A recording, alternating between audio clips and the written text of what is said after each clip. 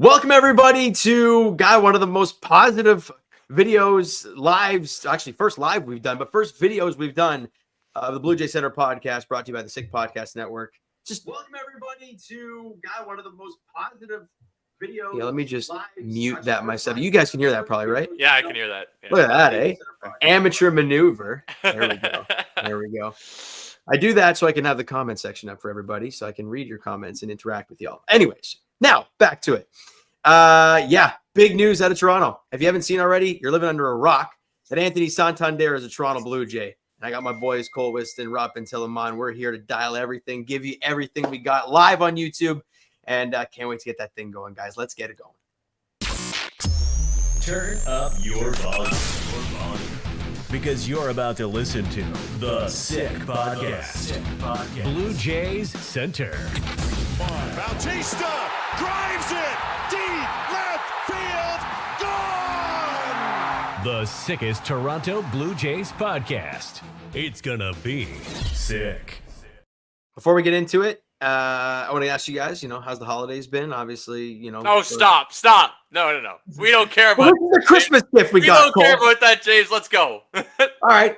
Screw it then. This was a Christmas gift that we've all been waiting for. We've been waiting for it for freaking 2 years.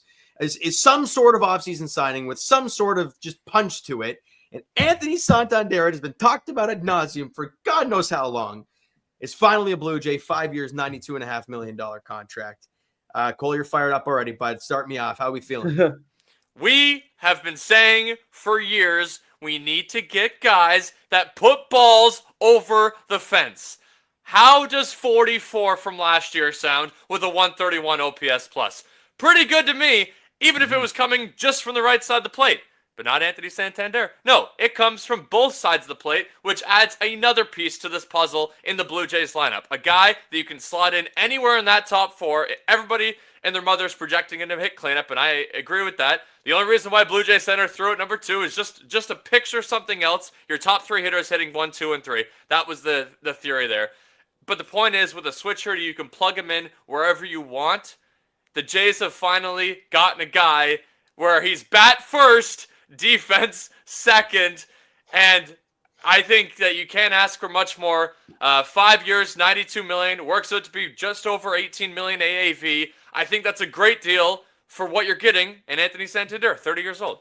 You know who doesn't give a rat's ass about where he plays defensively? Every single Blue Jay fan does not give a damn. He can be the bat boy for who cares. Oh, it's beautiful stuff. Berto, how are we feeling, buddy? Yeah, no, I'm echoing a lot of what Professor just said there.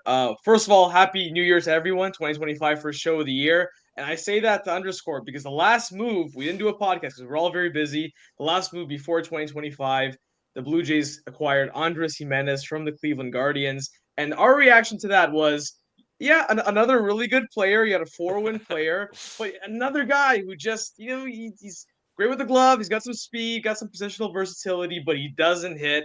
He doesn't add value offensively. And finally, like you mentioned, Professor and James, the Blue Jays got a guy who legitimately adds value with the bat. He is a legitimate slugger. He's a guy who you put in the middle of your order, Anthony Santander I'm talking about, of course. And you can expect him to play 140 to 150 games, put together a OPS plus between 125 to 130, and hit 30 to 35 bombs, something that the Jays haven't had. Last season, Vlad got to 30 late in the season. He was the only Blue Jay in the last 2 years, since 2023, to hit 30 home runs. They desperately needed some pop. We mentioned how, despite the fact that they were winning games that 2023 season where they made the playoffs, we didn't feel good about their chances because they just didn't have enough pop. Anthony Santander provides a ton of that. And like you mentioned, the contract there, Cole, 5 years, $92 million for the value of player that he is. I think just like any guy who's 30 on a 5-year deal, you're hoping for a couple of years of decent production, maybe another couple of years of him not being so much below average, and then maybe another year where you can kind of eat it a bit. So I definitely love it. I definitely think that Jays fans should be excited about this. Definitely should. And just to, Jays fans, I know a lot of talk about Santander's been, he had his career year last year, right? You're paying him at his peak, all these good numbers he had last year. Well, I'm going to read the Fangraphs predictions. So that's based off of basically his career stats. He's going to give you 34 bombs this year. I don't care if he's not going to hit 44. Yeah. You give me 34, that's the most the Blue Jays hit, and it feels like 20 freaking years, even though it's not. Yeah. But That's what it feels like right now watching this team. So if he's going to go out there and hit 30 plus, I don't give a crap what else he does. I really could care less. Exactly. Yeah. Also, here's the thing other too. option? Under the hood numbers. Sorry, before you jump in there, Cole. Under the hood numbers, 79th percentile offensive player in terms of run value via Baseball Savant. So all the under the hood numbers look good. This isn't a situation where you're worried about a guy having a flukish season at age 30 last season. So yeah, all the numbers look pretty good coming out of last season. And I think another important point is that we haven't mentioned yet is that by doing this, you also impede a division rival. You make the Baltimore Orioles worse. And also, Anthony Santander. Blue Jays fans remember Santander as just being a guy who just kills the Blue Jays. Him and Adley Rutschman just going, Ryan Mountcastle too. Those Orioles guys that just terrorize the Jays. Bonds and McGuire in the middle of that Orioles lineup. Thankfully, we got him on our side now. So I'm sure Jose Barrios, I'm pretty sure Santander's got great numbers against him just off memory. I haven't looked it up. I think he's very happy that he'll be sharing the dugout with Anthony now in 2025 and moving forward. Any Blue Jays fan that is looking to complain about this move is simply just doing that. Looking to complain about any move the Jays make. What was your alternative? You want bat first guys? You want guys that can hit home runs? You want guys that provide offense for this lineup that lacks that? What was your other option right now? Mm-hmm. Very limited. Yeah. Anthony Santander was one of the premier options if you're looking for an outfield bat, if you're looking for a bat period, and we got him on a reasonable deal. He's cheaper than, may I remind everybody, than George Springer is right now. We're paying George Springer more money this year than we will be paying Anthony Santander. Well, maybe not this year because the details of the contract haven't been fully public yet, but according to reports, the front part of it is going to be front-loaded, so it's very possible that we're technically paying Anthony Santander more money this year, but the moral of the story is, in terms of AAV, it's less money than what we're paying George Springer. So there's no reason to complain about this move. It's a guy who can hit behind or in front of Vladimir Guerrero Jr., and that's exactly what you've been looking for. And apparently, the Jays aren't done.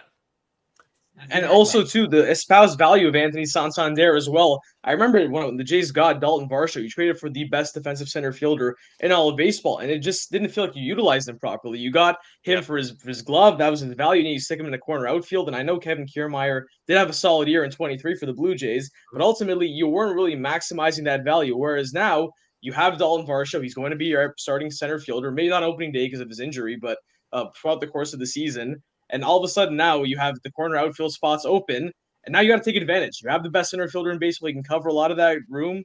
You have guys that can hit now. You guys that obviously Santander is not a great fielder. We know he's very much a below average fielder in terms of the Baseball Savant numbers. And like you mentioned, James, no one cares because this is what you have to do when you build a roster. You have to make sure your roster plays off of each other well. It's a good fit. And now, obviously, Santander in a corner outfield hitting bombs with Dalton Varsho to his right or to his left, wherever he's playing to cover for him. I think that's the kind of move that the Jays should have made. I'm very excited about it. And two things I wanted to bring up. One thing that Jays fans are not going to care about, but I want to bring it up, is the walk rate to strikeout rate. You know, it's not great for Anthony Santander, but you know who doesn't give a crap? Every single freaking Jays fan, if he's going to put the ball in the damn seats. A career, what do we got here? A career 7.3%. Walk rate and a 20.7 strikeout rate. It's not great, but who cares? Yeah, and last year, you want to look at, how good of a season he had last year. His BABIP was actually pretty awful as well. So he was very unlucky when he wasn't putting the ball in the seats. So that's projected to go, again, according to the Fangraphs predictions, it's supposed to go significantly up next year, which that makes the numbers look even better. So, and here's another stat that Jays fans will care about. Oh, what does he do with runners in scoring position? Oh, a 771 OPS in his career. And that's just me grabbing his entire career sample. That's including the years where he wasn't a 130 OPS plus guy. I bet you if you subtracted if you just extrapolated the last 3 years, that number's probably a lot better than what it was in years previous. So I'll take 771. I'll take better than 771. Yeah, no also, doubt. You guys know? Yeah, sorry, go ahead. Yeah, I just want to jump in there. I see that there's 8 other people watching because this is me watching one of them for the comment section. But if there are people in the comment section that want to pipe up and say their own thing, I got the chat up here. And if you have anything interesting to ask us, questions, anything else, I'll have the chat up here. I'll be able to fire you up and we'll answer any questions you got. So let's get you going here. Now, Rob, go ahead, bud. Yeah, I was going to say, you want to know who's the most excited about this move? In my opinion, take a guess, guys. Who do you think is the most excited? Vladimir Guerrero Jr. Exactly. That's exactly where I was going. Finally, Vlad going into a contract year, a guy who could potentially, you hear all the reports, could potentially be getting over $500 million next year in terms of his contract extension. I mean, that's a topic we'll probably touch on a little later. But ultimately, now Vlad carrying the load last season with hitting, with guys like the Spencer Horowitzes, the Addison Bargers, even Justin Turner for that first part of the year. Now you have a legitimate power threat hitting behind Vlad, really for the first time in a long time. And I think he's licking his chops, knowing that he's got a whole lot more line of protection with a legitimate power bat. I mean, the fact that you have Vladimir Guerrero Jr. on your roster and yet Anthony Santander might lead a team in home runs, I think that's a good problem to have. Holy, I just got a tweet from Ben Nicholson Smith. With the deferrals, Anthony Santander's deal, according to CBT, like in terms of what actually matters, $14 million per season. I love deferrals. That's basically that's about a 14 million is the equivalent of just a 1.5 to 2-win player. So that's very likable that he lives up to that. Yeah, going back to your point for Vladdy, that's obvious. Here's the other thing. Vladdy's not just in a contract year, as we all know. Bo Bichette's in a contract year, assuming that he ends up starting opening day for the Toronto Blue Jays. Right. I think that's still up in the air, but in all likelihood, as of right now, that's the plan, is Bo Bichette will be slotted in at shortstop to start opening day for the Jays. Also entering a contract year, also coming off his worst career year. How about George Springer, a guy who we know, despite the fact that he is, well over 30, well over on the other side of 30. He's 35 exactly. 35 exactly. He's obviously had a couple of bad years, but another guy who is strictly out here trying to compete. In terms of all the press conferences, all the media, he strikes you as a guy who wants to do everything in his power to be a better player than what he has been. So 3 guys at the top of your lineup that are looking to prove something this year, whether it's trying to secure a $500 million contract, whether it's trying to secure $300 million contract, or whether it's just trying to do something on your last couple of years of your deal and do something for a country that, you've kind of underperformed for the majority of your contract. I think let's be honest. For George Springer, it's not to be one of the worst hitters in baseball. Like for over half the season, like that, you just can't have that again. And one guy that I don't think we're talking about is somebody who's again loving this move, and it's it's pretty odd. John Schneider, for God's sakes, he's not having to just jumble up the lineup and fire Ernie Clement in the 4-hole now. He's not having to do that anymore. Which again, health, touch wood, but as per predictions and stuff. Yeah, he's got like a 1 through 4 pretty much set. Yeah, assuming. And here's the thing. So the George Springer part is the most volatile part of that top 4, and we all agree on that. But he's also the easiest to replace of the top 4. You can slot in a guy who has, a 280 average at the top of your lineup if George Springer is going to be the worst hitter in baseball. You can do that. That's fine. Ernie Clement, you're batting 290 for the first 50 games of the year. Well, guess what, George Springer? You're batting 210, 215. Okay, you've been replaced at the top of the order. It's the easiest one to replace in the top 4. For sure. And it is the most volatile. So from 2 to 3, your most important order of positioning in the batting lineup, that you have set. In whatever order you choose to do that, that's done. And that was what's so. It's funny that you mentioned George Springer. I know you're talking about him in terms of potentially a bounce back candidate, but I actually kind of look at it the other way. I think we mentioned earlier the Jays aren't done yet, and we had the report on our Instagram. We posted the Jays are still locked in on Jurickson Profar and Pete Alonso, and really realistically, the only way they can get one of those moves done, I think, unless ownership's willing to spike the budget, is they try to move off George Springer's contract. I think that should be a legitimate thing that the Jays should be looking forward to do. I mean, I'm not sure how much value that he would have. I'm not sure how easy that would be. I'm sure it'd be a lot easier said than done. But if they can find a way to offload majority of that contract, I mean, in a perfect world, I think you'd have so much more flexibility to go out and make another move. Because I still think, even with adding Anthony Santander, you have a legitimate big league player in the middle of your lineup. You added already Andres Jimenez, as we mentioned, another legitimate everyday big league player. You still, in my opinion, need a legitimate difference maker. One more difference maker in that lineup, and I don't mean I'm talking about, I don't know how realistic an Alex Bregman or Pete Alonso is, but a guy that can legitimately play just about every day and be a plus hitter. Yeah, we don't know much more other than the fact that the Jays are targeting Jurickson Profar, which I'm sure a bunch of teams are. The Jays have also targeted basically every single person that's been available this offseason, so we're not breaking news here, but Jurickson Profar is the perfect guy. I think a guy that's on a cheaper deal, a more realistic contract that you can get for probably a 3-year to 4-year term. Him also coming off of his career year, another outfielder to subsidize the fact that you might still have to deal with George Springer on your 26-man roster this year. I think he's the perfect one. I like him more than Pete Alonso in a sense of fit. Obviously, Pete Alonso's a bigger bat. Anthony Santander can play in the outfield. You can obviously have Joey Loperfido be a bench guy, or whoever, Nathan Lucas be a bench guy, and Pete Alonso slot in at DH, and Vladdy's still at first. Pete's obviously the better player if the Jays are willing to grab that contract, but I think the Jurickson Profar move is a more realistic deal, and one that I still very much like. He would be my ideal fit. When I was talking about the guys that are like, to me, like I would much rather have him over the Pete Alonso's and the Alex Bregmans. Frankly, I think Alex Bregman is the type of guy that, like, he's a guy that you have to win the World Series in the next 2 years, because that's going to be a bad contract by the end of it. I think he'll age probably worse than Santander, really. I think this is one question, and James, I'm going to go to you on this one. I think this is the biggest question for Jays fans seeing this Anthony Santander deal for 5 years. $92 million. Yeah. Not a nothing contract. Nope. And certainly something that suggests maybe that means you believe from a front office perspective that your window will be open past 2025. And the only way that exists is if Bo Bichette or Vladimir Guerrero Jr. are under contract past 2025. I think that the majority of fans are wondering, does this signal another extra couple percentage points in favor of a Vlad extension, James? I think it definitely does. I mean, we've heard, take it for what it is from Hector Gomez, but after missing out on a couple of guys, we all heard the report about being $100 million off. Yeah. And then it wasn't long after that I think Hector Gomez said it again, but it was like, okay, now the Jays are making like some extreme offer close to what the player wants.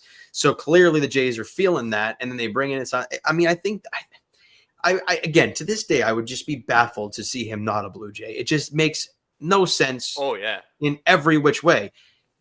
He's a guy who wants to be here, for one thing, which we have clearly seen throughout the last few off seasons has not been far easy to come by. And the fan base loves him to death, regardless of what he does in the field.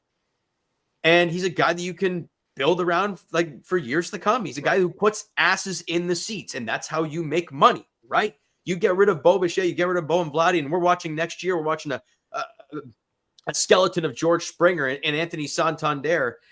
And God, Alex Bregman, maybe thank you. Yeah, for years to come. And that's giving yourself the benefit of the doubt in best case scenario if you have Alex Bregman on this team. If Vladimir Guerrero Jr. is not a Blue Jay next year, it's one of the worst organizational failures in 100%. The entire franchise history. Yep. It was one of your best players that you've ever had even on your team. And he was a guy that you brought up through the system, and a guy that you, for 6 years, had the chance to extend past just his 6-year entry-level deal. It would be one of the worst moves in franchise history if he's not a Blue Jay next year. Simple as that. That's why it baffles me to this day how it just hasn't gotten done. But we're sitting here now, and didn't he make the notion of before spring training, and then you won't sign after that? Is that just a ploy to maybe make them hurry up? It's possible, probably, but regardless of that, it shouldn't have come to this point. Yeah. This is the point where Jays fans are pissed off. We sell the whole $300 million a couple of years back. Now, again, I agree. After a couple of seasons where you're like, is he going to be that guy? Are you willing to do that? We were all skeptical for sure. But this past season hammered it home that those seasons are literally the floor of what he can be, which is an outstanding player. You got to lock the kid up. He wants to be here. I don't see as to why it hasn't worked. Now, do you guys look into them not going to arbitration? Like, obviously they did last year, and that's when we all kind of felt that, okay, that's a little weird. And then because they signed Bo Bichette to that extension, and we're like, okay, maybe there's some good blood there, or like what's going on here? And then they avoid arbitration this season, given what was it, 28.4, I think it was for this upcoming year. So is there any good blood there? Yeah. No, So, there's no good blood there. Yeah, The reason why they went to arbitration last year. Rob. Trying to stay positive, all right? Like, No, but it's the reality. The reason why they went to arbitration last year is Vlad was a half a win player. I mean, it's easy to pick over like, I'm going to pay you less because you were a half win player. When you're a 6-win player, you can get whatever you want, Vladdy. Sure. Whatever number you want. Whatever number we're legally allowed to offer you, we're happy to pay you that way. You're a 6-win player. And I think that's important. I think their revisionist history has come into play here. Think about what the conversations were about Vladdy at this time last year. Right. Imagine telling someone, give Vlad a $300 million contract after we only really had one great season, and it was in a year where we qualified with playing in minor league ballparks, or a year that, was a number of years ago. I remember like we had legitimate conversations. Is Vlad even that guy on this podcast earlier in 2024? So I do think that the whole, how is it happening? I think it's a little bit of revisionist history there. Obviously, Vlad had an outstanding year last year, 2024. He did the 2021 thing all over again, this time with no lineup protection, this time with no minor league ballparks. And all of a sudden now you're here in a tough spot. And I think I'll advise Blue Jays fans, you have to get uncomfortable. So you have to be comfortable being uncomfortable with the Vlad situation because he's just not going to resign, man. He's not going to resign this season. I think their only hope of getting him back is if they resign him in the offseason. There's no extension coming. His agent would be a fool to advise him to take a contract now unless it's well above market value, which look at the numbers. Or like I'll be honest, as much as I love Vladdy, a number starting in the high 4s, that's probably an overpay for the type of player that he's been so far through the sample of his big league career. Obviously, if he is who he is last year, 2021 moving forward, then at that point we can have another different conversation. But I think at this point, the ship has sailed in terms of an extension. I do think, and this is my prediction, he doesn't sign an extension. He ends up getting re-signed by the Blue Jays in 2025. Obviously, a lot of variables between now and the next 10 months. Who knows what happens? He might. We have to see how the season goes, both for him personally and for the team, and that'll alter their decision one way or another. But ultimately, I think my main point, long-winded answer, is saying that we can talk about a Vlad extension, but I don't think it's going to happen realistically. I just don't think it makes sense for him to sign an extension right now. I think he's coming off a great year, great value, and all the teams are going to be at his doorstep next year if he has another year like this one. So if I'm Vlad, if I'm his agent, I tell him to hold off no matter what the number is, unless it's astronomical, well above market value, which it already is, and he doesn't seem keen on signing anything anytime soon. But I think they've now pushed Ross and Mark into a corner where regardless of what market value is going to be next year, they know the Blue Jays are desperate in whichever way you want to look at it to compete, 100%. To stay relevant next year. They know that. Now, is that 465 or 450, whatever the hell he wanted?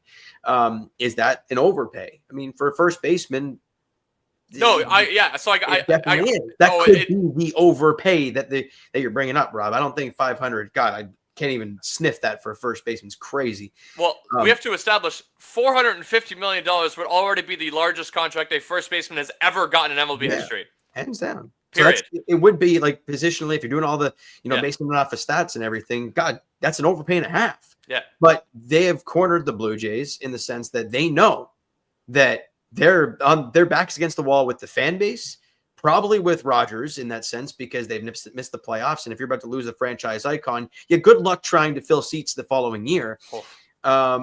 Here's the thing that points to Rob's here's optimism, the thing too. But sorry, before you jump in there, I also think the pressure is on Rogers too. I mean, you mentioned the front office re-signing Vlad. How about Rogers and ownership? They're the ones that are selling the product. They're the ones that those fans come to the games. That money's going into their pocket directly. Then it's going into Ross Atkins. Now let's be honest. So there's pressure on them to re-sign Vlad too. Let's be honest though. Like as much as we want to rip Mark and Ross and Rob, you make a good point there. If Mark and Ross got given the Dodgers payroll, Vladdy would be signed yesterday. Yes. Right? Yeah. Like it wouldn't matter. Yes, it does. Well, the destination of playing in California, living in LA. But it is a domino effect though, because of all the awful trades you've made and how things have backed up on you and how things have gone bad. Everybody's to blame. It goes hand in hand. Everybody's to blame. But just so we're clear, the Jays don't have the Dodgers payroll, but they don't have the Oakland A's payroll. They don't have the Chicago White Sox payroll. They have one of the bigger payrolls in all of baseball. So I understand where you're coming from. It's not the best in baseball, but it's also far from the worst. It's been top 10 in baseball for the last 3 years. In fact, with the Santander deal, it moves us into the second umbrella of the competitive tax balance.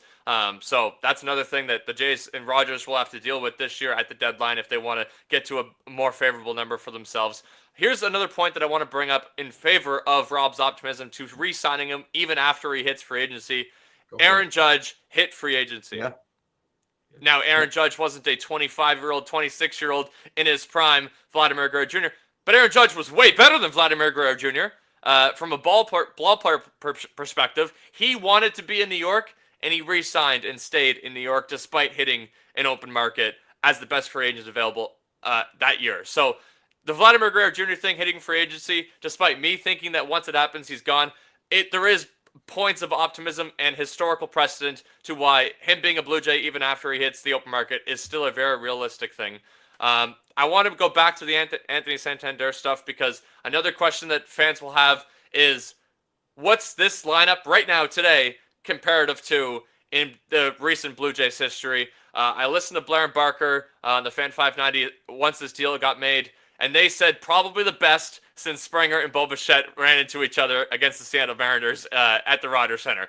And I think I would have to agree. Since that year, this is probably the best lineup, given the context of also everybody coming into this year that we've had in a couple years. And that's because of the Vlad contract year. That's because of the Bo Bichette contract year. And, of course, that's because of Anthony Santander. And it's not just the Bo Bichette contract year. It's like, and I got, again, touch wood because you never freaking know, but there's no way like that. Like he played half a year. There's no way it's going to be that bad again for a guy who has been so good to be that bad. Yeah, statistically possible, but for a guy like Bo Bichette, no. I'm saying it's pretty much impossible to be as bad or worse. That's what I'm saying. Yeah, you can't like we watched him. I don't know how many times. Robbie, you and I were in Seattle. He looked deceased. He looked like he didn't give a damn anymore. We saw him be bad in a lot of cities last year, unfortunately. Yeah. So and that's guys. That's my arbitration. On the arbitration point, I wanted to bring that up. Bo Bichette's the reason why the Vlad stuff doesn't matter. Correct. We got a 3-year deal done. Yeah, we got a 3-year deal done with Bo Bichette to avoid arbitration. And last year we all thought that he was checked out and he's going to be an LA Dodger next year. Like that was the consensus opinion across all baseball or across all Blue Jays media. He's gone next year and probably gone in July. So can you imagine though, fellas, if like the Dodgers signed him? Like, what are we doing in baseball now?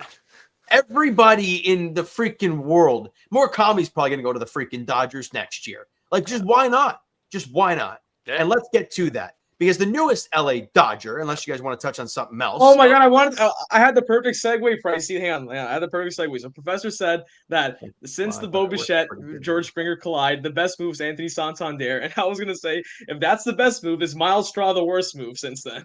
Yeah. So people overreacting to, I get the theory. Why would you even risk $10+ million on a guy if he doesn't actually guarantee you that you're going to get the guy that you were actually trying to get, which was Roki Sasaki?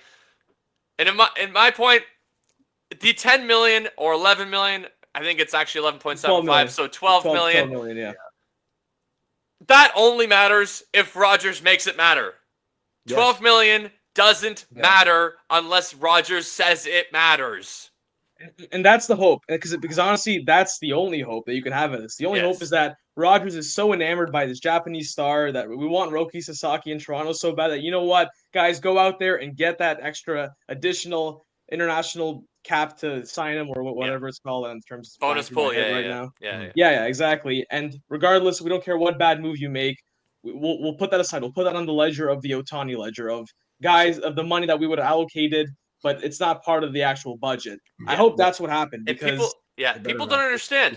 People don't understand. You still have to use your international bonus pool. So because the Jays got an extra $2 million, that allowed them to sign their entire international class. They signed everybody. There's not one guy that they lost out on because they got an extra $2 million to try to get Roki Sasaki. They got everybody. And as we all know, you go through the top 10, top 15, top 20 baseball players right now, half of them are international free agents. Sure.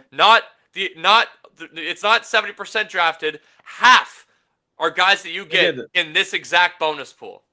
Yeah, I get that, but to me that's still putting lipstick on the pig. You're still paying $12 million in the next 2 years where you're trying to contend to a guy who's not a major leaguer in Miles Straw. I mean, like, he's definitely not a major leaguer. My God. Yeah, exactly. But we paid $12 million 3 years ago to a non-major leaguer, Tanner Rourke.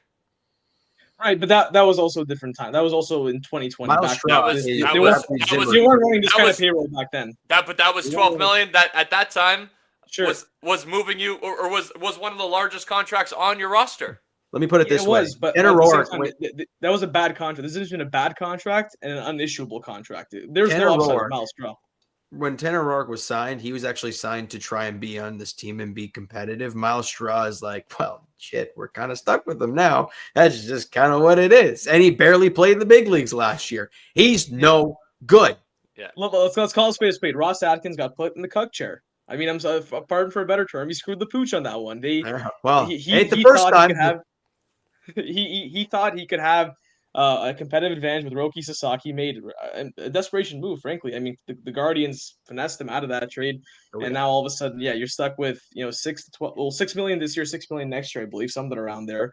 And yeah, that's unfortunate. I mean, like I said, the only hope is that Rogers came out and said, "We'll do whatever he takes to get this Japanese superstar, and if it doesn't happen, then we'll just put that money aside." But yeah, if this money counts towards the budget, I think that's a very big miscalculation in a year where like this like we mentioned, the budget's not impossible. The CBT is coming up, right? So I think that giving up 6 million for an unissuable player this season, that's a bad look. It is. But that's why I don't think it is that. Like, this front office has been pretty safe cut the last 3 years. They've gotten guys that they've been in on for years. They got guys that weren't the top of the market. They moved all these edges to get the guys that they ended up getting.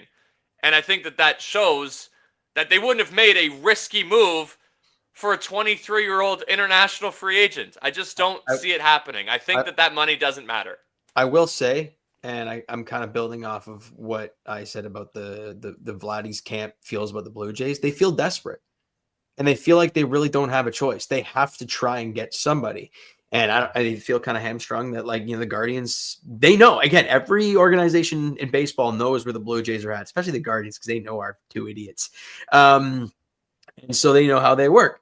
And so they know that they're in desperate form. It's like, hey, I mean, could be going to the Dodgers. You get this extra bit of money, could sway the kid. And they're like, yes, please. Yes. And it obviously didn't work. So and 3 hours later, he's going to the Dodgers. And right there, as you said, Roki Sasaki is a Los Angeles Dodger, as freaking everybody is at this point. It's frustrating, boys. Not only watching the Blue Jays be finalists yet again, but again, I've always been on the thing. Shout out Shane. I've always been on the train of ever since Ohtani. I'm not believing squat till I see pen to freaking paper. So when I saw Santander is a Blue Jay, I'm like, all right, we're good. But Roki Sasaki, Jays are finalists, the final three, and the Dodgers are still there. I'm like, yeah, that's cute.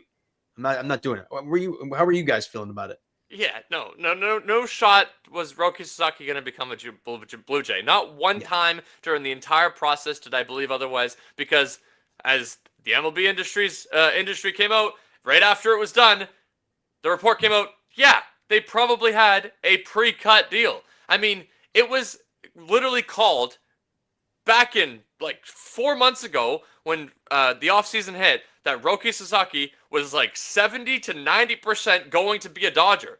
And I don't know how we ended up going through this entire process of, all these teams interested, all these teams are finalists, these teams are out. I have no idea how we got here when 4 months ago it was Roki Sasaki's going to be a Dodger. So I legitimately think it was already a pre-cut deal, so I'm shocked. Yeah. Well, I was pretty shocked too, Cole, when you left. There we go. Was I gone? He's back. Yeah, you were gone for a second. Sorry. Okay, I'll finish my point. I'm shocked because I think there's no way that the Jays were going to get Roki Sasaki, and I think that proves the point that money for Miles Straw is inconsequential. Well, hey, I hope you're right. That's all I. Yeah. That's all and here's the annoying part of it. I don't really have any more thoughts to say about Roki Sasaki, as you already mentioned it. I mean, we'll never know if that money is inconsequential because the payroll and the budget is what it is. There's no salary cap in baseball, as we know. We know from the Dodgers, clearly there's no salary cap in baseball. There's proof of concept of it. But we don't know, like the Blue Jays, whatever the final figure is of how much of their payroll in 2025, whenever that's reported, we'll never know. Like, what would have happened? What could they have gotten if there was an extra $5 to $6 million this year, an extra $5 to $6 million next year? So unfortunately, we'll never really know. Yeah. No, well, we do have a question in the chat. I don't know if it's on YouTube or if it's on StreamYard. I think it's on YouTube. Starting pitching wise from Edward, who do you guys think we should go after? Should we go after Jack Flaherty? I think that Jack Flaherty is a fantastic option. A perfect guy who can slot in at starting pitching. A guy who can slot in at 1 or 2 or 3, depending on the year that he's having. And for all the people out there, in terms of what other options there are, Max Scherzer is also an option, but he's had injuries the last couple of years, and I think that a guy who's closer to 40 than he is to 30, I don't care how recently he had been good. I think that is not a good move unless you're getting him on a prove-it deal, like a Jurickson Profile last year. Justin Verlander just got a deal. It wasn't too crazy on a 1-year deal. I think it was 1 year, $15 million to go to the Giants. He signed with the Giants. It would be something like that. Yeah, I would assume. Yeah, I would agree. Something like that. Yep. I mean, but the issue is that your starting rotation is already kind of old. I mean, you already have a bunch of guys that are on the other side of 30, and adding another 41-year-old. I mean, obviously Max Scherzer, a Hall of Famer. He would sell a lot of jerseys. He would instantly, for all the guys who last watched a baseball game 10 years ago, they would know who Max Scherzer is, of course. I'm a little hesitant on that. I mean, obviously signing a 41-year-old on a 1-year deal, I guess you can talk yourself into it. I'm sure we will if it ends up happening, but there's definitely risk involved. There definitely is, boys. I think that's going to wrap it up. We got our question. Shout out Edward for the question. Boys, it was a blast talking to you. You know, it's been a while, and I mean, we're near February, boys. Spring training's right around the corner. This team's better than the team that we fielded last year at any point. 100%. So be happy, Jays fans. At the very minimum, this team got better. Should we talk about the pen? Because we haven't talked about the 2 additions they made since. I can briefly talk about Jeff Hoffman, Jimmy Garcia coming back. We could talk about Nick Sandlin coming over in the deal with Andres Jimenez, and you can talk about, and obviously the big one, Jeff Hoffman. Basically, 2 former Blue Jays. 2 former Blue Jays. Hoffman and Jimmy Garcia are back. That's crazy. Yeah, there we go. And Jimmy Garcia did end the year hurt with the Mariners, so and he wasn't very good with them. No. And Jeff Hoffman failed 2 physicals before signing with us. However, if you look at Jeff Hoffman's numbers, the case per 9 the last 2 years, great. They were good. Did we not want swing and miss the back end of that bullpen? Oh yeah. Well, I mean, you had to. You let Jordan Romano walk because you didn't trust his arm. So clearly, the Jays have either come to the conclusion that they trust Hoffman's more, or they looked at the market and Jeff Hoffman was the only guy they could get, and they had really no choice but to trust the physical that they did on him. Either way, Jeff Hoffman, if healthy, replaces Jordan Romano. In fact, will probably be better than Romano was last year. Yeah, I think that's pretty safe to say. I mean, obviously, if Jays fans are still out to lunch and don't remember where Jeff Hoffman was a former Blue Jay, traded to Colorado in that beautiful Troy Tulowitzki trade back in 2015, which started the glory at the time. At the time, I loved the Tulo trade at the time. When I found out Jeff Hoffman was going the other way, I'm like, did we give up a lot? And it took basically almost a full decade for Jeff Hoffman to be a Compton big leaguer, but here he is now, and he's back. So here we go. Gotta love officially won the deal. Yeah, he won that deal. Shout out Miguel Castro for being a part of that as well. All right, boys. It was a blast as always. Appreciate you, Cole, Rob, and I guess myself. Shane from behind the glass. Great time, buddy. Appreciate you as always. Go Jays. Go Jays. And that's a wrap. Hope you don't miss us too much until next time. Follow the Sick Podcast Blue Jays Center on YouTube, Google Play, and Apple Podcasts.